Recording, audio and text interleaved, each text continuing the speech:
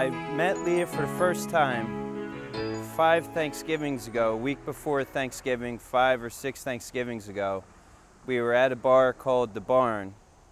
My friend was talking to one of her friends, and she came over and stepped on my foot and made a dirty look, and then walked away, and then came back and followed me around for the rest of the night.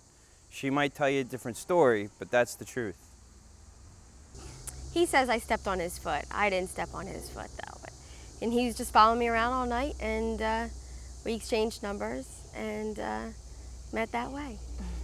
She gave me her phone number that night, and for a couple weeks I would call her and start talking to her and then get off the phone real quick.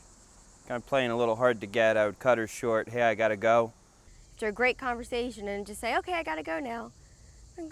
Okay, so after, I kind of caught on after, a month or so of this. So I started to cut him short. And about 10 minutes into the conversation, I'm like, okay, well, I gotta go now, bye. And I found out later on that that was his game, I guess you can say, and that was his way of always keeping the woman wanting more. And then we finally went out for the first date. We went to Manayunk, to a couple places down there. This was probably a couple weeks after that Thanksgiving, and the rest is history. We went out to dinner shortly after that, had a nice little Italian dinner. It was good.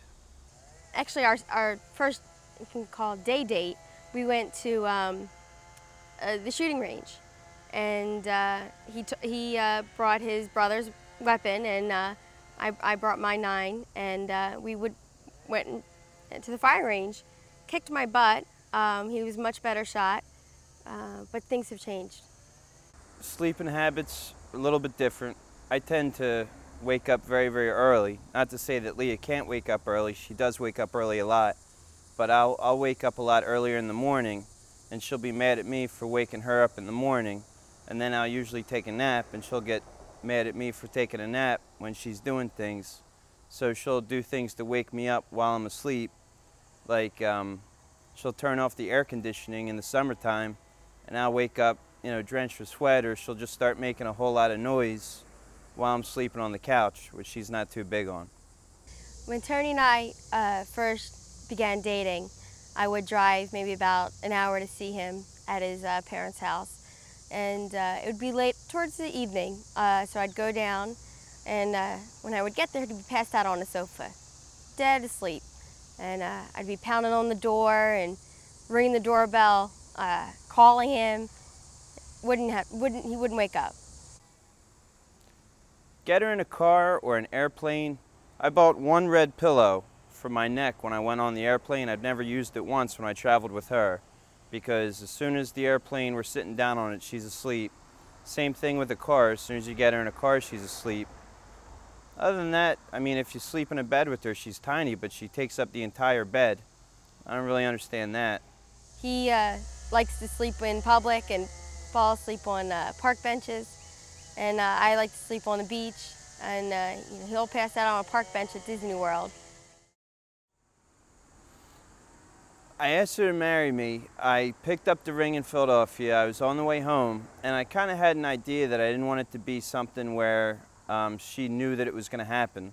So on the way home, I picked up a box of cannolis and a pizza, and I had the ring, and I got a card and some flowers. And on the card, I kind of proposed, and she looked at the card at first, and she said, "Oh, thank you, that's nice." But she didn't read the whole card. So then I said, "Did you read the whole card?" And then she went back to the card and continued to read, and she started to cry, and I knew she read it, so I got down on one knee and I proposed to her. But I think it's the cannolis that did it. Today, we met with the rabbi, and one of the questions that he asked us is, where we see ourselves in 5 years.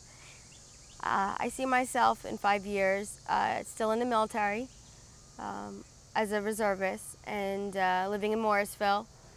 Hopefully we'll have our bathroom redone by then, and maybe I'll be pregnant, we'll see. In 5 years, I would kind of like to be, I guess, a little bit further on in my career, but together, I was kind of hoping she would maybe be out of the Air Force and we'd already have like 1 or 2 infants running around or something. That being said, I don't think that we agreed all the way.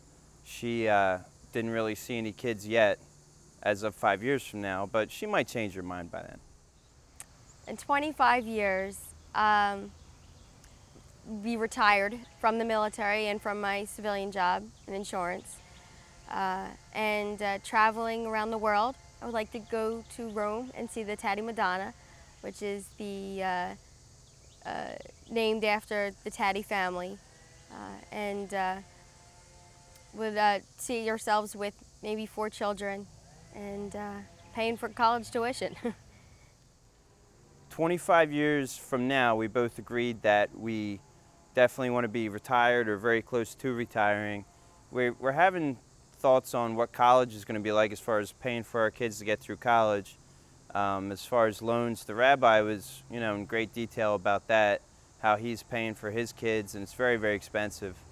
But I kind of think that our kids will do fine on loans. Leah wants to pay for it, so we have to start, I guess, saving up very soon for that one.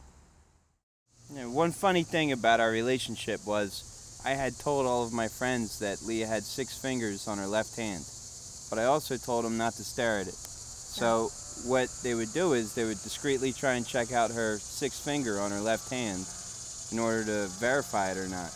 And some people actually claim that they saw a 6th finger.